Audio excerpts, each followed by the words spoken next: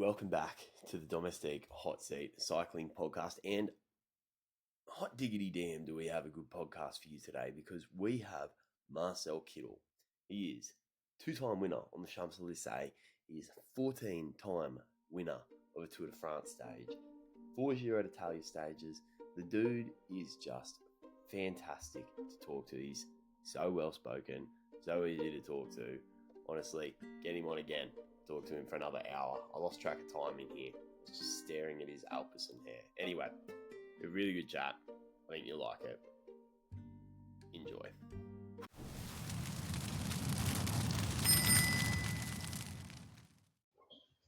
Okay, Marcel Kittel, welcome to the hot seat, mate.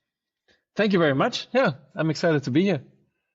Very excited to have you. I have to ask, and this is a complete ambush, but I've got to ask, I've been having a look at the Alpecin team, and I wanted to see whether your hair isn't as fantastic in real life as it looked on all the videos, and it is.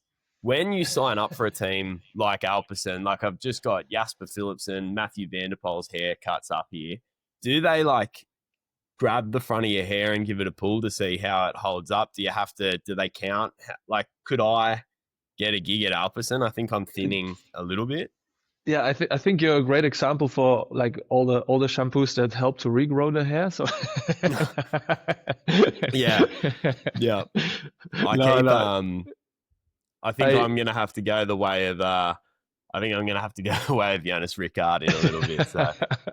No, but obviously, it's a very important thing. And I don't know, did they release already new pictures of the riders under the shower washing their hair with Alpecin products? No, they haven't done that yet. No, but it's they do it. I don't normally. think so. Yeah. It's. I know a lot of dudes and a lot of ladies and men would be lining up to see the Mathieu van der Poel washing his hair under the shower. That dude is an Adonis. Let's move on to something that I've got. I don't know. My hair's probably not the best thing to start a podcast on because it's waning. But we start off these pods with quick fire questions. The current leader is Cole Kessler from Little Trek. Actually, he just signed with the new Discovery team. Or what is it? I can't remember the name. Anyway, that new team, the US one. But anyway, he's got 14. So a minute, he knocked out 14. He was super quick. And then after that, it's Sarah Gigante. So if you're ready, we'll start your minute and we'll get stuck in. Let's try it. Okay. All right. Your minute starts now. Are you a sweet or savory guy? Sweet. Handball or hockey? Ooh, handball. Would you rather fight a shark or a bear? A bear. Climb or a headwind? What was the first one? A climb, like a long climb or a headwind. Then definitely headwind. Okay. Winner stays on, Cavendish or Sagan? Cavendish. Okay. Favorite race? Champs Élysées in the Tour de France. Pepsi or Coke? Best German food? Bratwurst. Lose your hair or lose your eyebrows? Lose my eyebrows. Oh. Favorite song? Favorite song. Yeah, there we go. Can I skip? Yeah, but that's your time anyway. So if you skip, that's it. It's okay. Funny. The favorite song always gets everyone, and I think it's because we've got streaming now. Yeah. It's so easy to access all your songs. Like when I was a kid, I had CDs, and I always knew my favorite CD and my favorite song on that CD. But I think we're just too spoiled now. Yeah, we are consuming and not really listening anymore. Yeah, you're right. Big time. Hey, I'm not meaning to stroke your ego here, but one of the questions, because I'm doing so many of these, I asked ChatGPT to spit out some of these quick fire questions because it's quicker for me. And one of the ones that it spat out, no word of a lie, was would you rather chase prime form Marcel Kittel in a sprint or try and hold Emmanuel Buchmann's wheel on a climb? So you're even in ChatGPT's head. So Okay. I I think didn't I would. ask you that because I figured you'd probably go Kittel over Buckman, but Absolutely, yeah. That's what I wanted to say. yeah, It's always, yeah, yeah. because you know that feeling, how it feels in your Yeah. legs, if you're in prime form. Yeah. Yeah, hey, I've been watching some of your sprint finishes in the lead up to this, and you seemed to sort of have this do it yourself. You seem to get dropped off a lot earlier than I guess your regular sprinters would want to be. A lot of your sprint victories that I was seeing seem to be from quite a way out. How Mhm. did you manage to, like, what kind of power were you holding in those sprints? You must have been like had a pretty long 20-second power. Yeah, it was high, and I think um, um, that had to do with two things. First of all, I was and I am a very heavy guy. With around Mm, 90 kilos, 89 kilos during the Tour de France, you have to push a lot of watts, and also because when at the end of my career, it started to also long lead out trains were less relevant, started to become less mm. relevant. And I think then it comes down more to your individual strength, to keep yourself in a good position and make up for mistakes that you have done before, really the last 200-300 meters. Yeah, it Yeah. was just interesting because you were racing at a time, a lot of your highlights have Mark Cavendish, Peter Sagan, Caleb Ewan in there. And you have a completely different style of riding to those guys. You were so easy to pick in that sprint because they're all absolutely eating their bars. And you Yeah. were really upright. Did you ever try and adopt a more aero position, or was that just what worked? Yeah, we had the discussion. I had this discussion with actually more than one teams, and for me, I always thought your position on the bike is for a big part a very natural position that you've had already for more than 10 years as a cyclist. Since Mm, you start in the youth categories, you more or less find already your normal position, or the position that's the one for your future me. And I think it would have been very difficult for me to get to a position, for example, like Caleb Ewan, who really, also Kev, they were really holding their head almost under the bars. And yeah. with my shoulders being already very much wider than the rest of the riders and sprinters, and me being also in general, taller than those two guys, it would have been a very big struggle. And I think the advantage that I would gain would be pretty small because you have to feel comfortable with your position on the bike, and especially when you are on your limit, it's very very difficult uh, uh, to consciously change to a lower position because you're focused on so many other things. You have to do it by adjusting your bike, and Mm. I always felt very comfortable with how I sat on the bike.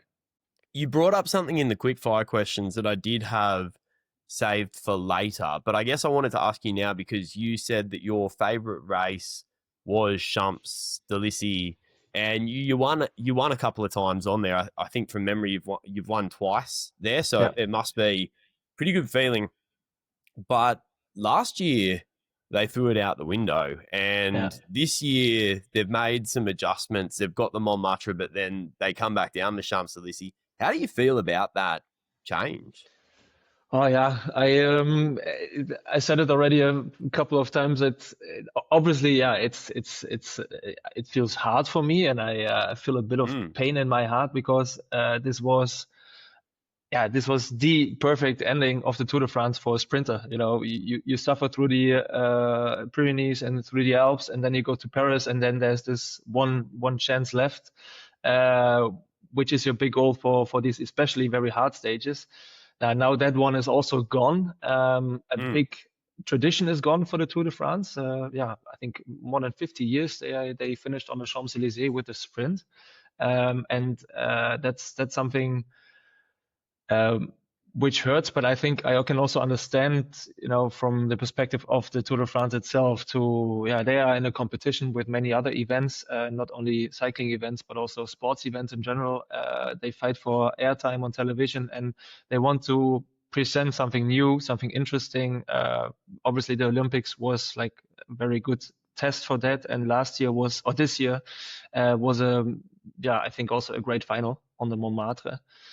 So I get it. I think it's nice that they try to create sort of a better chance next year for the sprinters with one more loop. But I'm not sure if that's enough, because when you saw the guys this year, especially the sprinters, they were so tired after these hard mountain stages, and how they rode up Montmartre.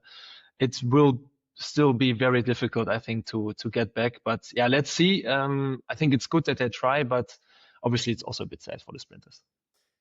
How did you feel on stage 21 seeing the yellow jersey going toe-to-toe for that? Like, you had Tadej Pogačar and Wout van Aert sort of duking it out. That would have never happened. Wout van Aert, and it was a fantastic stage. I had goosebumps in that stage. Yeah. But it is bizarre seeing the yellow jersey saying, I'm going for stage 21. Something in my head just doesn't compute with that. But why not? I mean, I think that's the new quality of changing this stage, that everything is still possible really to the last meter. To be honest, like in the last weeks, I think, this news came up that Pogačar was having a knee injury and was really suffering in the last weeks and days of the Tour de France. I'm not sure if this was maybe one of the reasons why he didn't really attack on Montmartre and couldn't really follow Wout van Aert. It would have been great if they really would have, if they would go together to the finish line. That was, I think every cycling fan dreams of this.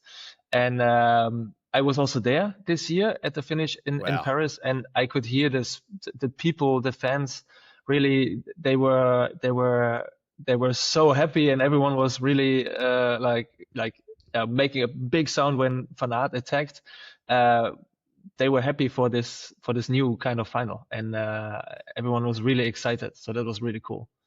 Yeah, I guess it certainly felt, aside from maybe the climbs up Alpe d'Huez, Mount Ventoux, it probably felt the most like being in a stadium or watching a stadium sport on television. Was it that same sort of vibe on the ground with all the people on that hill up to the chapel? Did it have that stadium? Yeah. The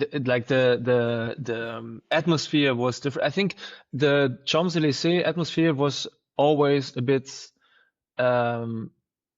I felt like there was always a bit of hesitation because everyone knew, okay, they are coming now, and then we are doing these 8 loops. It was celebrating the race and the riders, and one big final sprint, and that's it. But now there is much more excitement about the fact that still anything is possible. Pogačar could still crash this year with the rain. Like, it was quite risky, potentially. And the Tour is really only over when they cross the finish. And that's a new quality in my eyes, also for the fans. I wasn't going to ask you about him because everyone wants to bring up Pogačar, but you brought him up. So let the record say you've brought Poggy up. But his knee injury, with that coming out, how do you, what does that say about the quality of the guy that on the last stage, it was Wellens, I think, that's come out in the media and said that Pogačar had that knee injury. How does that reflect on, if you're looking at a rider like that, what are you thinking about that? I think it's incredible how he could keep himself really focused on what's relevant, on the race, on the next days. And it's I've had also crashes in big races, and I know that it's always you're only a millimeter away from giving up, and I'm sure Pogačar had the same thoughts in his head this year, like the doubt about next day, will I be able to finish? So that's also why I think it's not a career-threatening injury. That's how it maybe sounds in the first place. You have a knee injury, it must have been really bad, but he could still keep himself in balance to keep going. His whole team could support him. So I think also there around Pogačar, the people around him, they could really support him in a good way and build that atmosphere and team that he needs as support. So I think it's very impressive that they could keep it a secret, that they could support him to keep his focus. and to get his next Tour de France victory. So I think it just underlines how also mentally strong he is. Just to find out about that, and then to have him on the last stage, that because of the rain, from memory, and I might be misremembering, but the first part of that, or is this the Giro where it was neutralized, the last part of the stage? Mm-hmm. And then they go for it on the Montmartre, and Pogacar's won. He doesn't need to go for that. But there's just something in the dude that he just loves to race, doesn't he? It's like, he could have phoned it in. He didn't have to. He's injured. Like, anyone else would have just sat up and said, let's have some champagne. Yeah, exactly. But I think that's why I'm asking myself, like, if he actually thinks that he doesn't have a choice, because he presents himself as so aggressive, as playing around with his opponents, and he has always everything under control, that maybe there are I ask myself if there are maybe moments that it's part of his act, to give one more attack for the fans, and show himself as a rider, as a personality, also for the fans at Montmartre, for example. And in the end, actually, it doesn't matter, because he did it, and that's also what makes him such a great rider, that he's there when people want to see him, and also on the last day of a Tour de France, for example. I like what you said there, and you might be right. I've seen him. He's been on the roadside supporting Urska Zigart he had that infamous shirt on, the "Don't Take Photos of Me" sort of shirt. Can't remember exactly what race that was. He was at the Esports World Championships, just sitting in the back of the bleachers. So he is genuinely a guy that loves it. So you might be onto something, that he's just sort of trying to deliver that spectacle. Anyway, a little bit on you. For those of you who are not watching, some of this stuff doesn't translate into video format, but Marcel has a Tour de France themed giant bike in the background. I have to ask you about it off air, but I feel like anyone watching on YouTube will want to know what's the go with that bike. That bike is actually from the Tour de France 2014. I asked the team if I could keep it as a souvenir from my trip through France with the team, and that's the one where I won on the Champs Élysées, and it's obviously, like, I'm not a guy who has everywhere a lot of bikes in his house, but I still want to put this on the wall. It's very white and clean still, so it needs some decoration, and that's going to be with this bike. I love the 2014 Dura Ace sort of, that silver look. That is a really iconic group set. It's also a perfect example, from a time when it was a very aerodynamical, smart innovation to put the brakes really behind the fork, and like so many things here, when I see them on the bike, they feel old. From the tubes to the handlebars, everything actually. It's incredible how much changed already in that short amount of time. I vividly remember that bike coming out when I was sort of into my early 20s cycling, and just that was the height of cool. And I thought it was the most amazing thing, having the brakes behind it wouldn't have made a lick of difference to me. I was absolutely useless and still am, but I desperately wanted my brakes behind. For anyone that, again, is not watching, it's the giant 2014. What is it? Is it the Propel? Giant Propel, got the rim brakes hidden behind the front fork for that max aero gain, which Marcel Kittel was completely ruining by pretty much standing upright on his bike when he was sprinting. Not that I can criticize his sprint at all, but yeah. Hey, so let's go into a little bit about your background. So you start out as a TT specialist. You place first in the junior ITT in 2005. Is that correct? 2005. Yeah, that's correct. I've got it that you thought your career was heading in that direction. Did you always think you were going to be a sprinter, or did you expect to be sort of more like the Filippo Ganna style rider, like a heavier classics and TT specialist?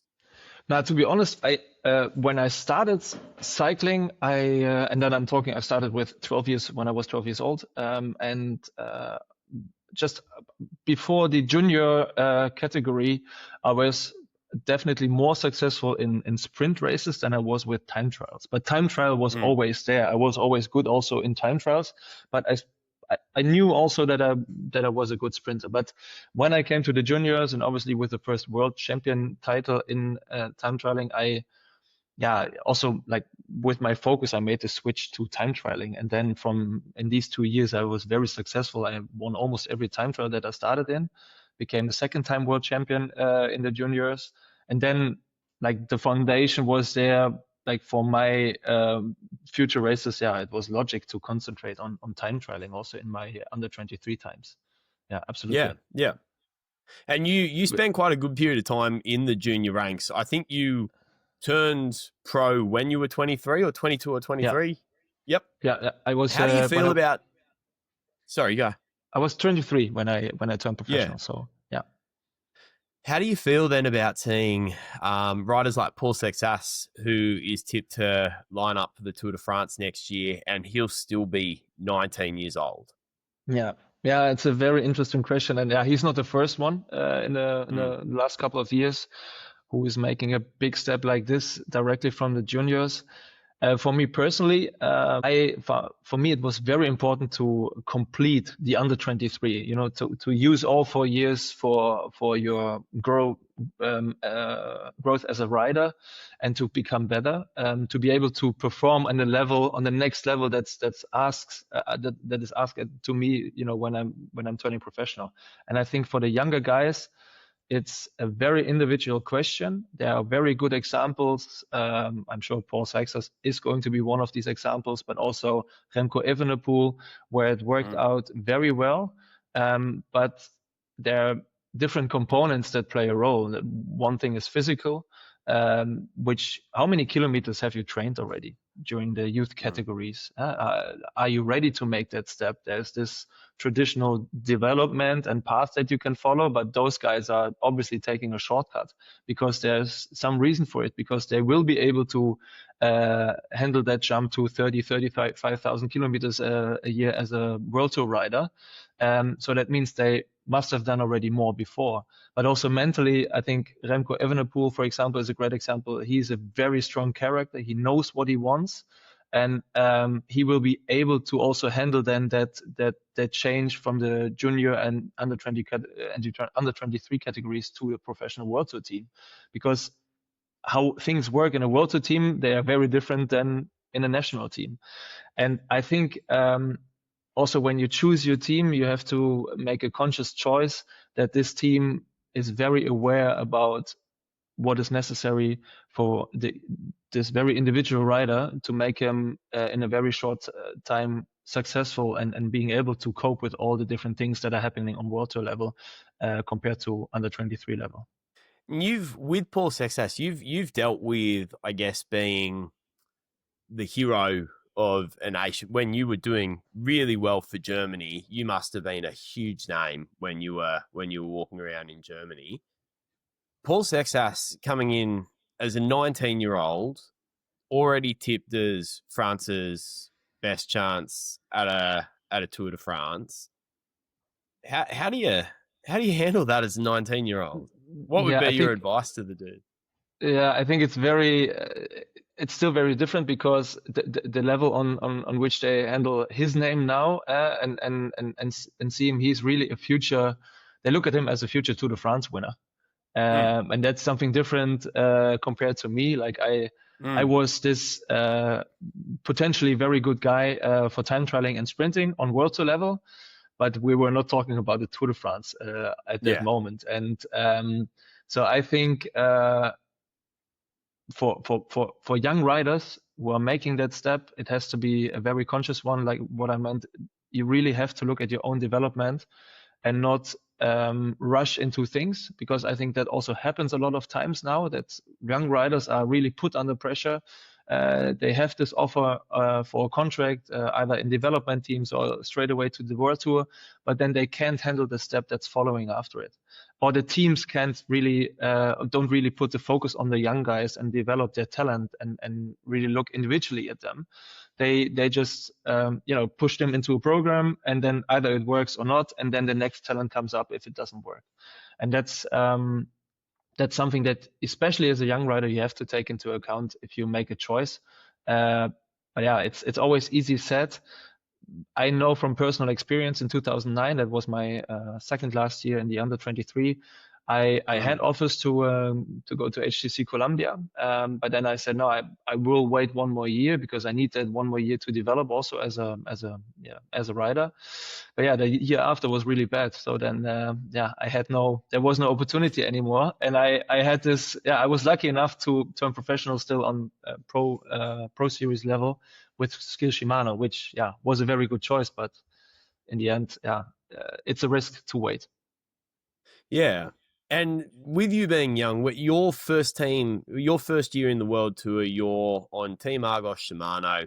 It's 2013, and Ulrich admits to doping in 2013. It's the same year that Lance Armstrong admits to doping.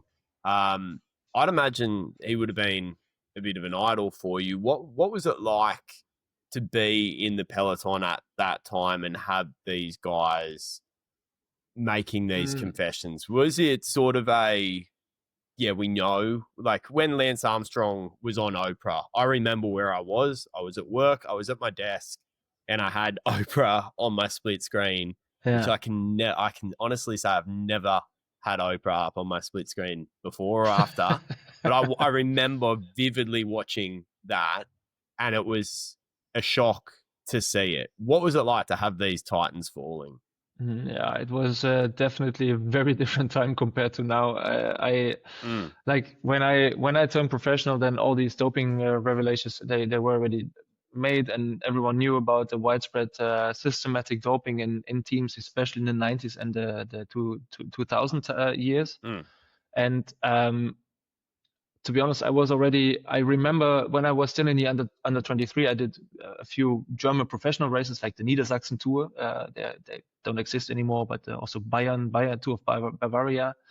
And there were already like a lot of disappointed fans who were yelling at us, spitting at us. And I was there as a youth rider. I was like, what's going on? Like, what does this have to do with me?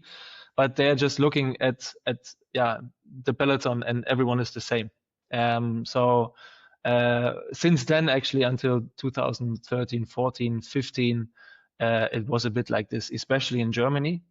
And I guess those years, 2013, when Armstrong admitted it, and Ulrich, I think he didn't admit it then yet, but which made it even worse because it took him 10 more years to not only say, yes, I never cheated anyone, but I think like 2 years ago, he admitted, I really also was part of the doping system and I used it.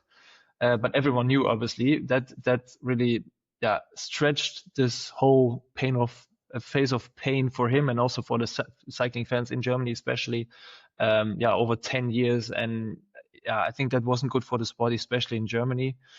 But to be honest, I also think it's necessary to hold up the mirror to the former riders, to the riders from the generation now, to think about what you want and to keep this very big problem, because there is in fact no other sport where this problem was so obvious and so well known, to learn your lessons and to make it better in the future. Yeah, well, I had that as a question and I ended up taking it out. But I guess what I wanted to ask was, do you think that having that reckoning ended up being a positive thing for cycling? Like, we're now at a point where I think cycling, people will throw accusations around, but it is the most tested, it is the most scrutinized sport, I think, in the world when it comes to all kinds of performance enhancing substances or just substances in general. Is that a good thing for the sport? Like, is it, I guess, the black eye that you had to take in order to avoid getting knocked out kind of thing?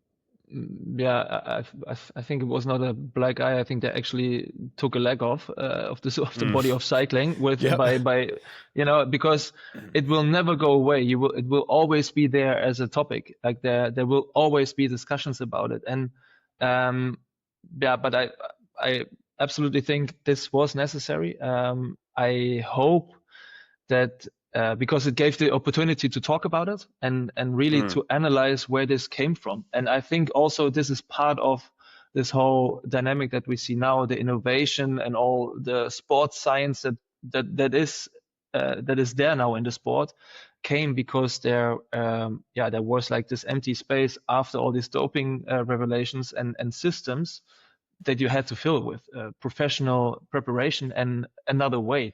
So I do believe it was good, but I don't believe that cycling is clean now. Absolutely not. You would be very ignorant about the facts. You have to look honestly at the sport, also as a fan.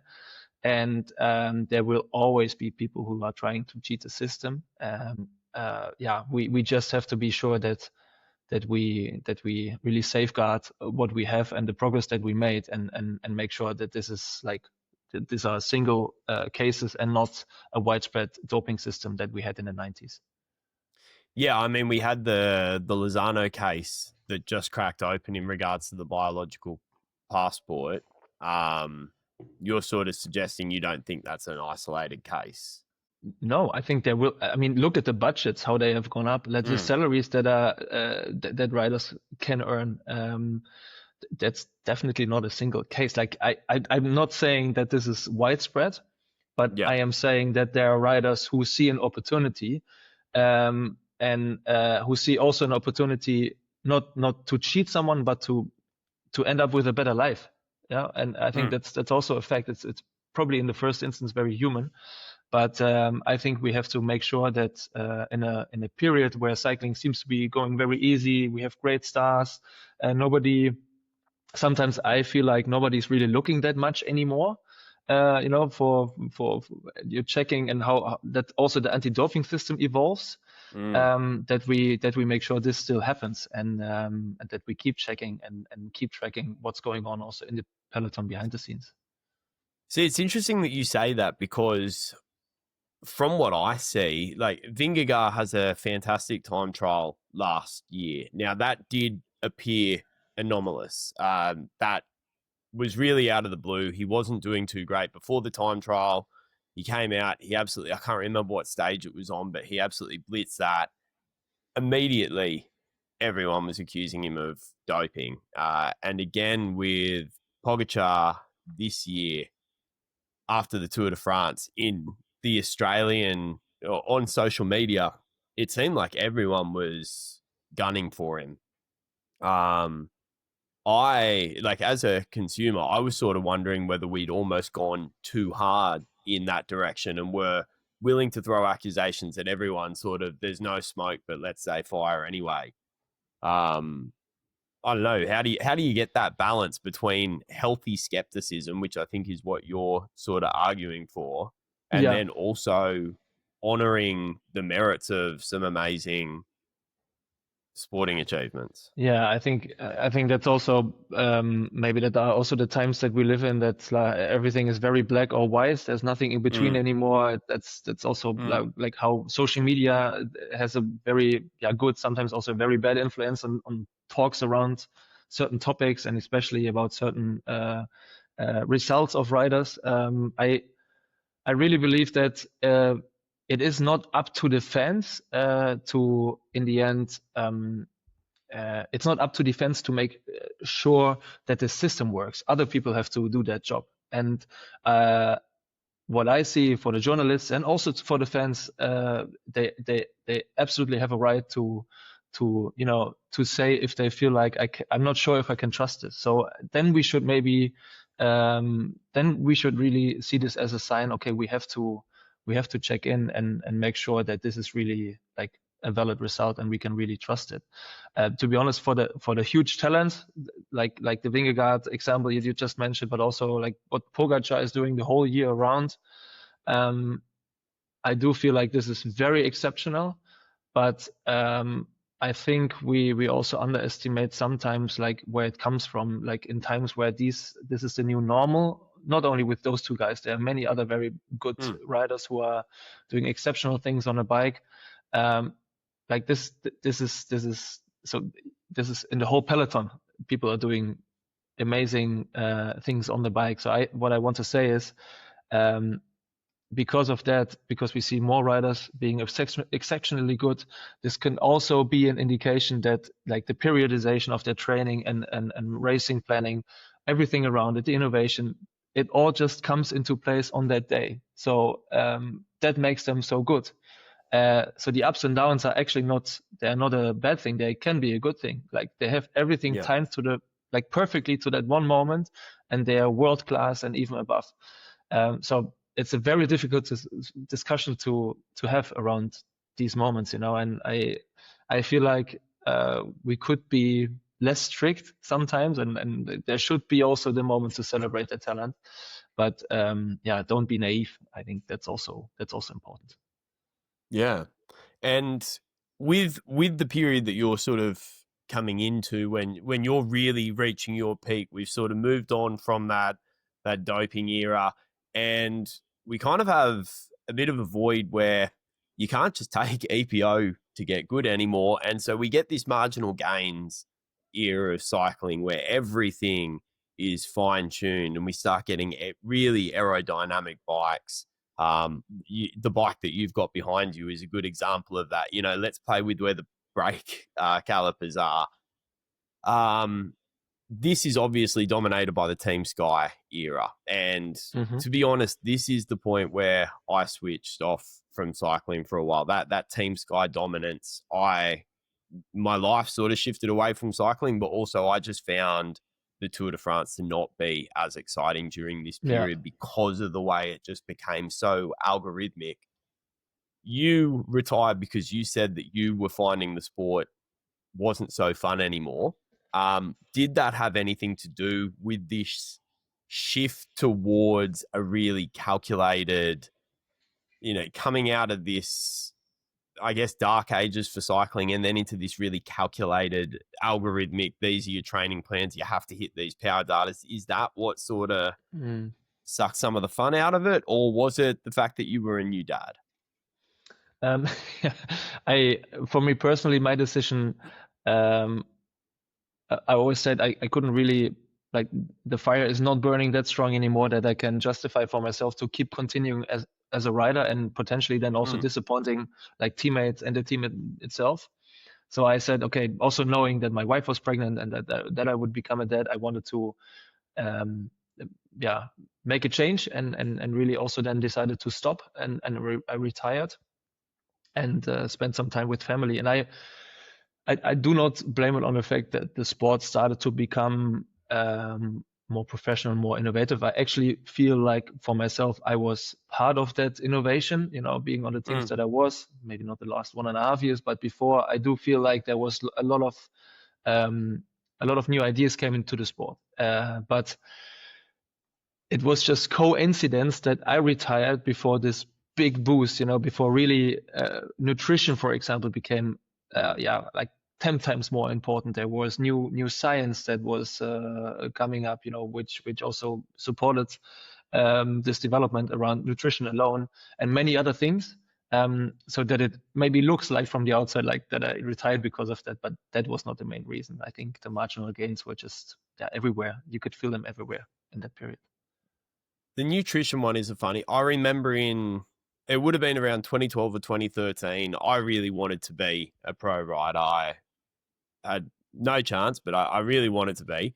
And I remember a triathlete that I really looked up to. We were doing an 180 kilometer ride and he was pro at the time. And he said to me, you have to be having 20 grams of carbohydrates every hour. And I remember thinking, I've just got water bottles here.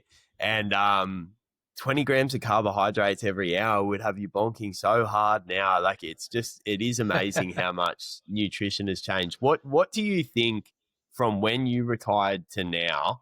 What is the biggest shift? What would you look at and say that is just chalk and cheese from when I was riding? No, I absolutely think nutrition, because I also, when I look to myself, I never really took it that serious. Like absolutely not as serious as riders do now. And I just forgot his name. The nutritionist, Dutch guy who's living in Manchester and doing research on nutrition and work together with Visma Lisa Bike.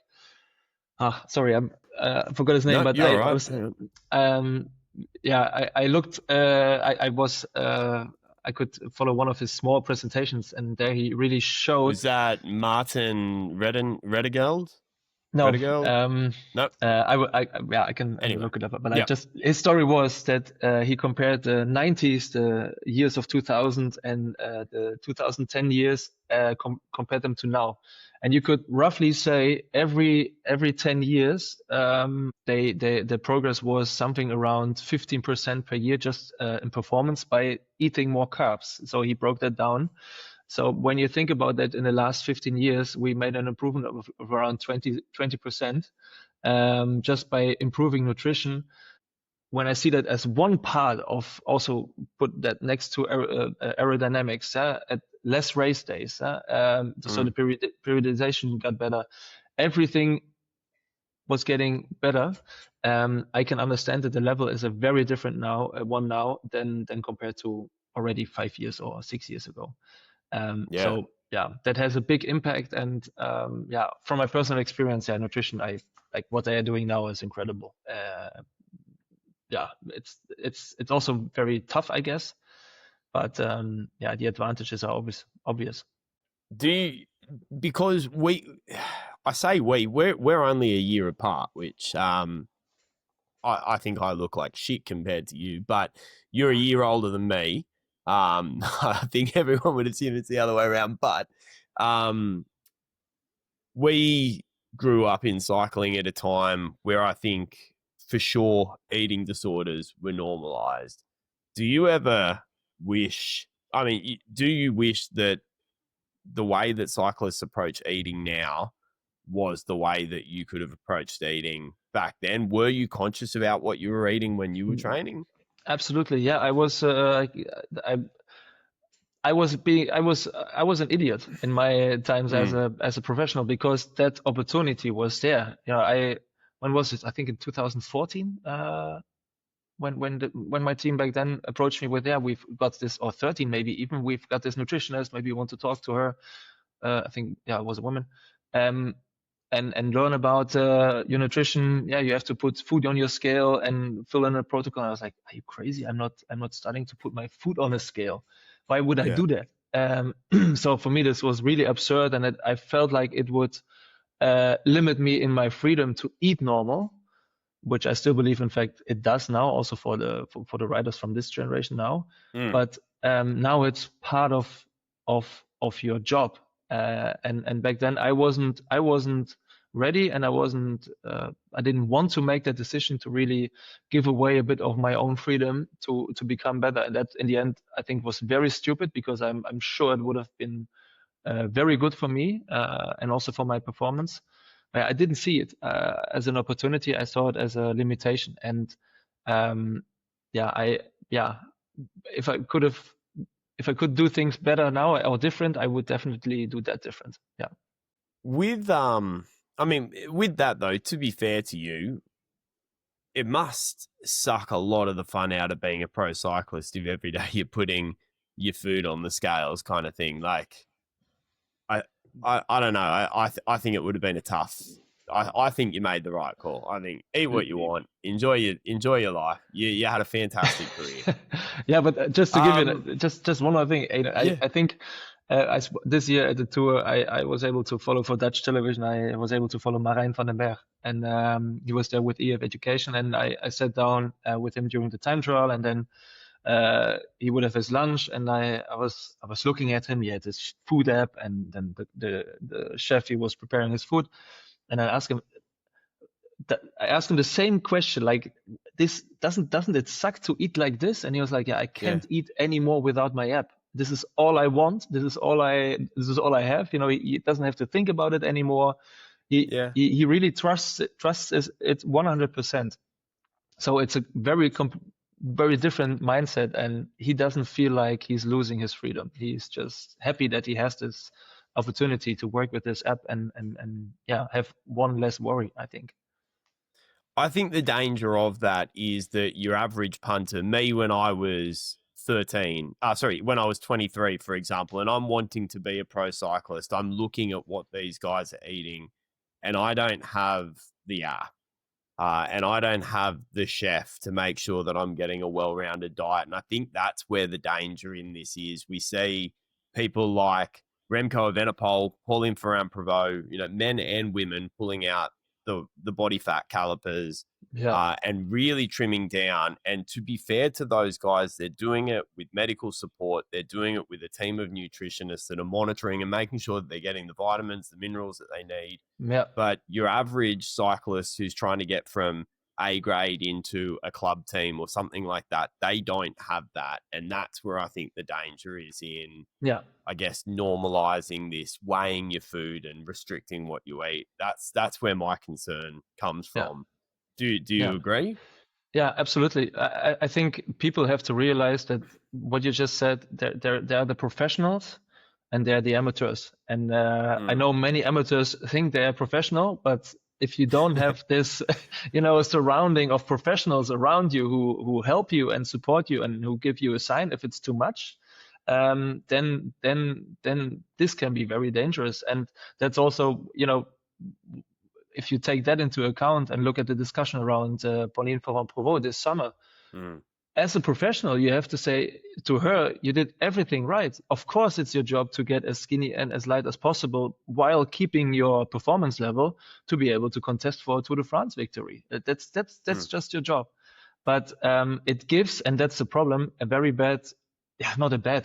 gives the image of her being so skinny is, of course, a difficult one. I mean, that has nothing to do with sports. That's just something that I think a discussion in our society is with women following a very weird ideal of being a beautiful woman and a healthy woman. This is not the image, obviously, that you probably want to follow. But this is also not an average woman. This is a professional sportswoman that has very clear goals and works very hard for them. And in that case, I think it's absolutely right to do it like this. It was interesting, the vitriol and I guess the media coverage that did get when, I mean, we're straying into dangerous territory where we start commenting on women's bodies, but I have always felt that the women in the peloton, and women in the peloton will probably tell me I'm wrong here, but compared to the way that the male climbers look, the body type of a male climbing cyclist, where they do look alien. My wife has told me that I've shown her Tadej Pogacar and things like that, and she says, I'm not attracted to that. That is way too skinny. I've always kind of felt that the women do project a more healthy body image, and I find it funny that there was so much focus on Pauline Ferrand-Prévot when I don't look at her in stage 9 of the Tour de France and think, wow, she is so skinny, in the same way that I look at Jonas Vingegaard out on stage 21 of the Tour de France and think there is a very clear double standard there, is there not? Yeah, absolutely. Yeah, I honestly, you're totally right. This is also not up to us, I think, to discuss that, because I think you can see a very healthy discussion and around it also in the women peloton with all the professionals. And I also think the voices that say, hey, yes, this has to be discussed from other riders, women riders, and they're saying, this is there a normal for that? And being able to talk about it, I can finally say now that I really had to chase a wrong ideal of being too light, and now I can feel myself more anymore. Like this is, I don't want to. This is their discussion. I'm so happy totally. that it happens. Yeah. But I can, from my own experience, when I see pictures of myself now being a professional rider, and that's what you meant, with the example of Vingegaard. When I see myself after the Tour of 2018, I feel like I'm so skinny. Like this also, like friends told me, like, now you look healthy after your career, but and I was not even extreme, as the climbers are more extreme to that regard because they have a different physics. That I feel like, also for male riders, it's very, it can be potentially very dangerous to really adjust your nutrition to the extreme. So that's why I think it's good that they are in professional hands and professional teams that give them the support and guidance. Totally. Well, let's jump on to some fun stuff. Let's talk your Grand Tours. So a lot of these, well, actually, the question I've got is maybe not so fun, but a lot of these traditional sprint stages in the Grand Tours, we touched on it earlier, they're just being cut out. So there was a lot of criticism of the transition stages. I think last Tour de France, they had 2 sprint stages on a Saturday, and they were 180 kilometers of just flat. I think they were hoping for echelons, but they never eventuated. And there was a lot of questions about why would they do that. They seem to have taken that criticism really to heart, though, because I've got stages 5, 7, 8, and 11 being the only ones that I think are there for pure sprinters. Is the pure sprinter being strangled out, or are we just seeing a situation where sprinters are becoming more diverse, like your Petersons and those kind of? Yeah, there is definitely, I think, a trend going to more diverse sprinters. Especially, I think the new generation of pure sprinters has to be able to climb a bit better than my generation. If you look at the development, especially in the Tour de France, which has always been a grand tour that always also tried to keep, in a way, the sprinters happy. I think in the years of 2010, and when I was active as a rider, we had between 8 and 10 sprint opportunities per Tour de France, which is half of the race almost. And now you end up with 6 probably next year, and 4 of them are really for the pure ones, for the pure sprinters.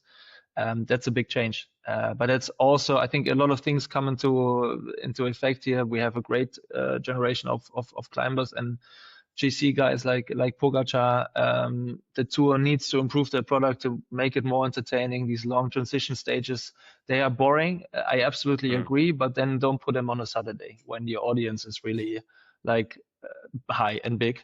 And I also take a bit of offense in the fact that also Thierry Gouvenou, as the one who's designing the Tour de France stages, is putting the sprinters there and the sprinters teams under pressure by telling them to make it a good race, whatever that means. I mean, it's the parcours that really makes the race exciting or not. And if it's that hard and those flat days are the ones where you want to rest or have to rest as a peloton, then it's quite logical what happens there. So I think times have definitely changed for the pure sprinters, and the opportunities are getting less. And at the same time, the competition between the sprinters and the teams, every team has a sprinter now in the Tour de France, is getting higher. So every day that you can get as an opportunity has to be used 200% now. Yeah. Do you think there's a chance where some of these sprinters are just going to say, I'm not going to the Tour de France for 4 stages? I think that chance is there. Absolutely. Yeah. But at the same time, what's the alternative? Yeah. In July, there are basically no other relevant races in July because the Tour is there.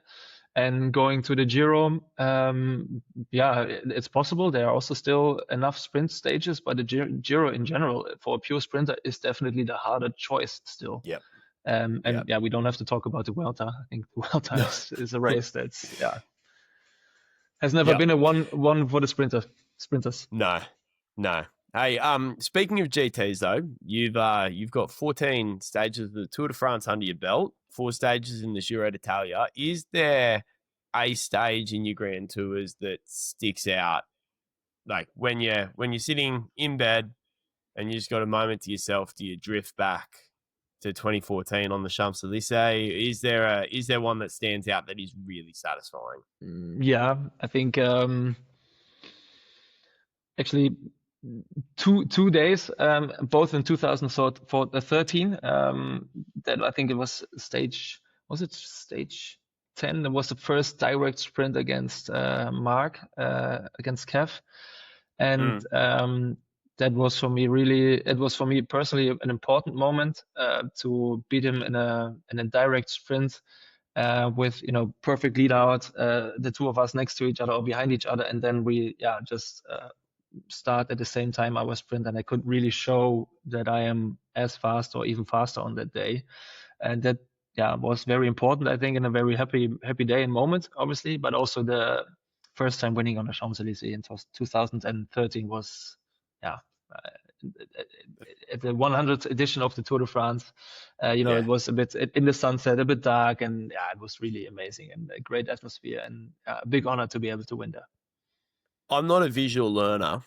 I'm very poor with my visual memory, but do you find yourself does that scene play flashbacks? What's it like winning on the Champs Élysées? What's the scenes like? Can you describe what that looked like? I mean, we're 12 years past now, but how vivid is that for you? Yeah, it feels like Grandpa. Is it like a photograph? Story from his good days, But, it's no, come on, you got to take us through. How often do I get to speak to someone who's won on the Champs Élysées? No, I've always found it very amazing if you enter Paris and then you enter the Champs Élysées and you pass for the first time the finish line and all the excited fans there. They're yelling, they're happy to see the whole peloton, and they're shouting, and it's straight away a feeling of, okay, now for the last time in this Tour de France, something. A very important moment starts. You have to focus and concentrate on this last hour of racing, but at the same time, it's also a feeling of celebration already. You made it to Paris. You can show yourself one more time. So that's really cool already. And then you go up to the Arc de Triomphe in Paris. Let's be honest, it's a beautiful city, so much history, and you can really feel that this great race finishes there, and it's a perfect place in my eyes for a showdown. And I also feel like Paris smells different, especially Champs Élysées. There's all these shops. You smell food and perfume, and it's crazy. It's very different than all the other sprint finishes in the Tour de France. Yeah, absolutely. Well, I had sorry, I've just started drifting off to the smells of Paris, and I lost my place there. I was going to ask you, because we're coming towards the end of the interview, and I sort of wanted to pick your brain as we close on how you feel about German cycling at the moment. If you were to say how you feel about what it's going to look like in 10 years, we've got Lipovic coming in, fantastic Tour de France. Do you think he's set to inspire a future generation of Germans to throw a leg over their bike? Are there other sports that you think are competing or are more competitive for the attention of this younger generation at the moment? How would you say cycling in Germany is going? I think in general, cycling in Germany is now, I think, in a good place. There's definitely, you can see the difference that Lipovic makes by just being there and being so successful. He really gets the attention of the fans. He's also what all the fans have been waiting for, because let's be honest, it's nice to have a good sprinter. It's nice to have a good classics guy, but the yellow jersey is what counts in cycling. And just after that, probably also the rainbow jersey. So somewhere on that level, you need to have a rider, also for the community, and that's happening now with Lipovic. I was this year at the Tour of Germany after the Tour de France, where Lipovic raced, and he was just coming there for the fans and participating for them. And you could see a huge difference in the crowds that are watching the race next to the road. That was really amazing. So I think that's good. We have other big talents, Tim Thorn Teutenberg, Niklas Behrens. So there is also like new talent is coming up. Max Boku was really good at to the L'Avenir, where Paul Seixas won. He finished top 10. So I think we have new talents, future talents, but there are still like the structural problems that you can also see in many other countries around the clubs, the foundation. That's still struggling. The youth races are getting less still. I think we have a very weak cycling federation in Germany, and there is not enough innovation to really to use that momentum now. I hope that it's going to change. So I think it can always be better, but what we have now is very good, especially if you compare it to 10 years ago. Yeah. All right, well, one question that I end all of these interviews on is a question about what you would say to future cyclists that are coming up. So if you were to get in the ear of a young German cyclist that is showing some promise, is wanting to make the jump across, what advice would you give that guy, girl about how to proceed with their career over the next 10 years? How do you go from the juniors to the pros and succeed? I think first of all, I would say really know your own qualities and focus on that. Don't compare yourself too much with others, because I think that's a lot of times what happens. There is a big competition, and I said it before already. I think social media can be really evil when it's about that. Trying to do all the stuff that other people are doing. You only see 2% of what they are really doing. So really focus on yourself. Take your time if it's possible. If you can really try to get the foundation good, the good kilometers, a good build up towards a world tour level is very necessary still. It looks like it is not, but also there we only see like not even half of the truth. We see huge challenges like Evenepoel and think this is normal now, but no, the rest still has to work very hard and build up towards that jump to the world tour level. And I think what's also very necessary is have a good group of people around you, and where you can openly discuss struggles, but also things that you want to reach. Make a plan together. This is also the jump to the professionals is not a one that you do on your own, but especially now it can be very important to have good contacts, or have people around you with good contacts, and trust in the process, but also don't define yourself with becoming this water rider. I think if you keep yourself also in balance with what you want as a rider, but also as a person, enjoy life still. You don't have to suffer every minute of your youth to dedicate everything to that one goal, but just be a happy person. I think that's also a big thing that you sometimes maybe forget. And good luck, I guess. That's also still part of being there at the right time, that the scout is looking for you, is still part of this whole development and jump to the professionals. I think that's just life in general. Yeah. I think a quality that we underappreciate, and a lot of people that probably deserve to do extremely well in something maybe don't, simply based on luck. Hey, No, Marcel, no. thank you so much for your time. This has been really fun, and I genuinely appreciate you coming on. So thanks so much. I hope you can get that bike mounted up on the wall. Make that room look a bit less German minimalistic. Genuinely thank you, and I hopefully one day they send you down to the Tour Down Under, and you can do some commentary down here, and we can catch up in person. I would love that. I love the Tour Down Under in Australia, so I always enjoyed my time being there. And thank you for inviting me. It's been a pleasure. Yeah, thank you very much. Best race of the year, and I'll talk to you another time. But appreciate it, and have a great day. You too. Thank you. Wow, that was genuinely a lot of fun. Like, I got about 55 minutes into the interview before I even realised what the time was. So, look, I'm sorry I didn't get to some of the audience questions, but I think the conversations that we were talking about were really important. And, I genuinely enjoyed this one. So keep the questions coming. I just got way too wrapped up in this one. Sorry if you did submit one, but we've got some really good guests still coming. Like, I know I keep saying that, but like, look at what we're pulling and imagine what really good guests would be then. So subscribe, all that good stuff, and get in the comments too. It'll really help the algorithm, I think. Honestly, I don't know if anyone knows what the YouTube algorithm does, but if you get in the comments, it would really help us out. And I promise I'll respond. Probably won't now, but anyway, cheers. See you guys.